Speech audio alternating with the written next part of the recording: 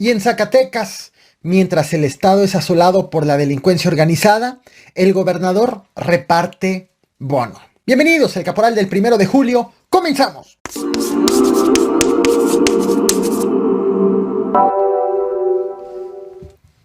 Este es el sentir de los habitantes de Aguililla, Michoacán, un municipio asolado por la violencia debido a que es disputado por dos grupos delictivos. La tarde de ayer marcharon para exigir precisamente a las autoridades seguridad y que se abra la carretera a Apatzingán. Recordemos que lleva ya varios meses cerrada, precisamente bloqueada por grupos delictivos y que impide el libre tránsito, el ingreso de alimentos y también piden los habitantes el que regrese la energía eléctrica. Así se vivió en la marcha por la paz.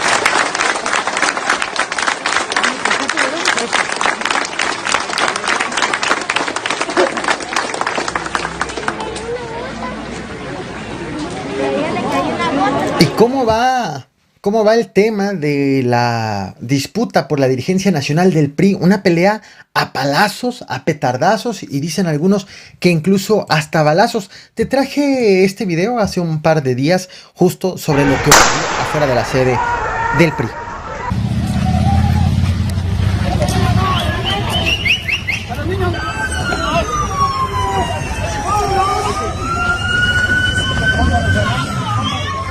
¿Qué pasó?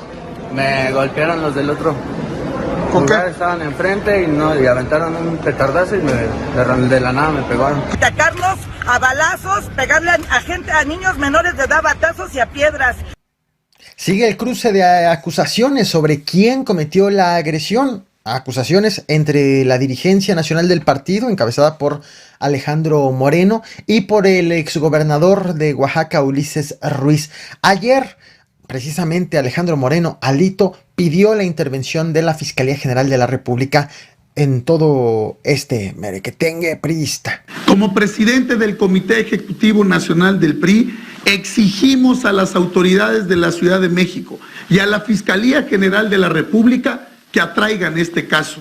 Es necesario dar con los responsables de lo que a todas luces fue un atentado político y dejar caer todo el peso de la ley, tope hasta donde tope.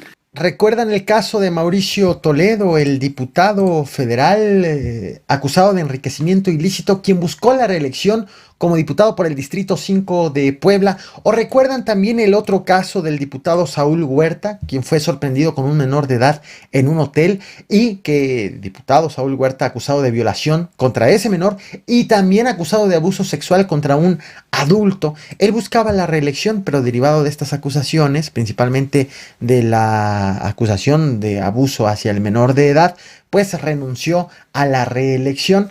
Bueno, ayer la sección instructora de la Cámara de Diputados se tenía que reunir para pues votar si les quitaban el fuero, si procedía, si daban luz verde a quitarles el fuero para que sean investigados y en su momento procesados, de ser el caso. Pero de los 4 integrantes precisamente de esta sección instructora, solamente llegaron 2. Llegaron los 2 de Morena y se ausentaron la del PT y la del PRI. Debido a que no hubo quórum, pues entonces la sesión no se realizó y se programó para el próximo lunes. De tal forma que sigue detenido el proceso de desafuero en contra de Mauricio Toledo del PT y en contra de Saúl Huerta de Morena. Así va justo el avance de las investigaciones en contra de estos 2 legisladores.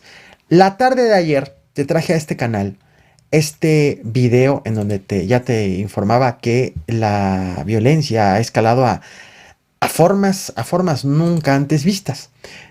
Justo de la ola de asesinatos registrado ayer en Zacatecas, de los cuales 2 fueron crucificados.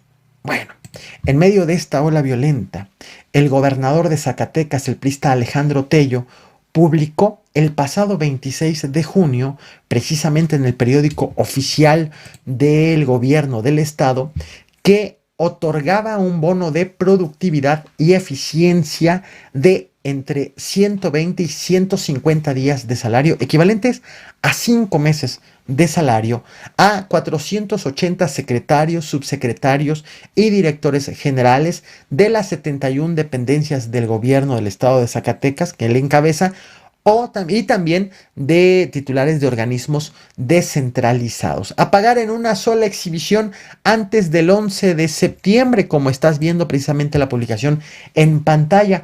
El 11 de septiembre es el último día de su gobierno, es el último día de Alejandro Tello como gobernador de Zacatecas. Y bueno, este es el regalo que deja a quienes trabajaron con él, que por cierto, el gobernador deja una deuda en Zacatecas de 7,100 millones de pesos. Y mientras se hace este reparto de dinero, de millones entre su equipo, pues ayer ya te informaba el caso de los crucificados. Y hoy nos enteramos que la inseguridad en el estado de Zacatecas también ha alcanzado a paramédicos, a aquellas personas que se dedican al traslado de los heridos. Ocurrió en específico en Valparaíso, Zacatecas, ese municipio en donde el pasado 24 y 25 de junio hubo un enfrentamiento entre entre personas del cártel Jalisco Nueva Generación contra gente del cártel de Sinaloa, con un saldo extraoficial de al menos 18 presuntos delincuentes muertos. Hoy, pues algunos medios han estado publicando que hubo otro enfrentamiento también en Valparaíso esta tarde, con un balance de más de 30 muertos. Información que ya ha sido negada por el mismo gobernador, por el gobierno estatal. Está viendo en pantalla lo que ha escrito. Dijo: hago de conocimiento que reporte un supuesto enfrentamiento en la comunidad de San Juan Capistrano del municipio de Valparaíso. El grupo de coordinación local confirma que no se localizaron cuerpos sin vida. Tras este reporte se desplegaron más de 200 elementos de la Guardia Nacional, de la Sedena, de la Secretaría de Seguridad Estatal, de la Fiscalía Estatal, realizando labores tácticas de patrullajes terrestres, aéreos, con drones, sin que se hayan localizado personas sin vida. Previamente, la vocería de la Secretaría de Seguridad Pública del estado de Zacatecas había confirmado un enfrentamiento, pero había descartado que encontraran cuerpos. Ojo, estamos ante una aparente fake news, ante una aparente mentira que es fácilmente creíble debido a la situación de inseguridad en el estado, debido a también que es una zona ya de difícil y riesgoso acceso, y debido a la irresponsabilidad obviamente de varios medios informativos que, sin haber confirmado, pues hablan de un enfrentamiento con más de 30 muertos hace apenas unas horas. Incluso algunas notas siguen todavía en diversos portales. Independientemente del enfrentamiento hoy, la noche de ayer, 2 trabajadores de la Secretaría de Salud de Jalisco viajaron a Fresnillo, Zacatecas. Partieron a bordo de una ambulancia, salieron del municipio de Huejuquilla, El Alto, Jalisco, hacia Fresnillo, Zacatecas, para dejar a un paciente. Lo fueron a dejar en la ambulancia. Cuando ya iban de regreso, el arribo al municipio del que partieron, de Jalisco, estaba programado para las 8 de la noche, pero les perdieron contacto a estos 2 paramédicos con el vehículo. Y a las 23:30 horas, a las 11:30 de la noche, fue encontrada la ambulancia, la encontraron policías municipales, fue encontrada en precisamente la comunidad de La Florida, en el municipio de Valparaíso, del cual te he estado hablando, que han ocurrido tantas cosas en los últimos días.